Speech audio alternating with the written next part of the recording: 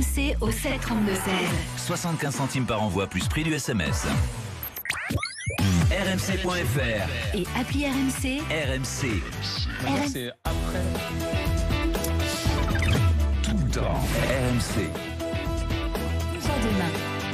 Et c'est déjà demain avec vous, Anthony Morel. Les montres connectées à la rescousse. Des montres pour lutter contre le Covid. Certains modèles seraient même capables de détecter le virus une semaine avant l'apparition des premiers symptômes. Ouais, moi j'en ai une à chaque poignet, comme ça je suis là tranquille, vous êtes sûr. Il n'y a pas de souci. Non, conclusion très sérieuse et assez étonnante, je dois dire, de deux études américaines, l'une de l'université de Stanford, l'autre de l'hôpital du Mont Sinai de New York, qui affirment que certaines montres, alors les modèles les plus sophistiqués souvent, alors ça va être des Apple Watch, certains trackers d'activité Fitbit, certaines montres connectées Garmin qui sont très prisées par les coureurs à pied notamment, pourraient détecter la présence du Covid chez un patient jusqu'à 7 à 9 jours avant l'apparition des premiers symptômes, avant même qu'on ne puisse réaliser un test, et ce grâce aux capteurs de plus en plus sophistiqués qui sont embarqués dans ces montres, et notamment des capteurs de fréquence cardiaque qui sont capables d'analyser des toutes petites variations infimes des battements de notre cœur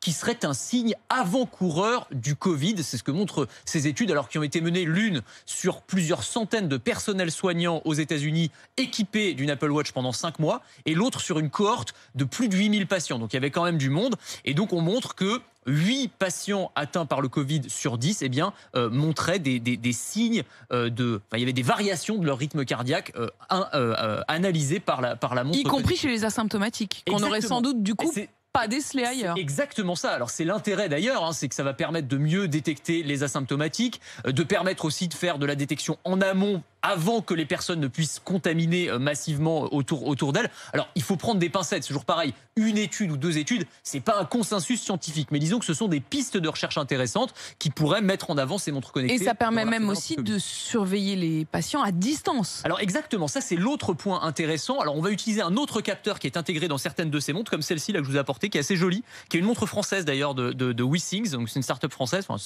une belle entreprise maintenant, et donc qui intègre des capteurs de saturation en oxygène dans le sang, qui vont en fait analyser, alors en général c'est utilisé pour mesurer par exemple l'apnée du sommeil, ce genre de choses, mais là on va pouvoir s'en servir pour analyser la déstresse respiratoire d'un patient, et donc on va pouvoir suivre à distance un patient atteint par le Covid sans qu'il ait besoin d'aller à l'hôpital. L'hôpital Bichat notamment s'en est servi pendant la première vague, et donc les données remontent vers un médecin, et donc on n'a pas besoin d'hospitaliser systématiquement les personnes grâce à ces montres qui permettent d'avoir un suivi à distance. Et ça s'arrête pas qu'au Covid. Non, c'est ça. En fait, on se rend compte que ces montres connectées qui ont longtemps été des gadgets, on s'en servait pour mesurer le nombre de calories qu'on brûlait pendant son footing, globalement.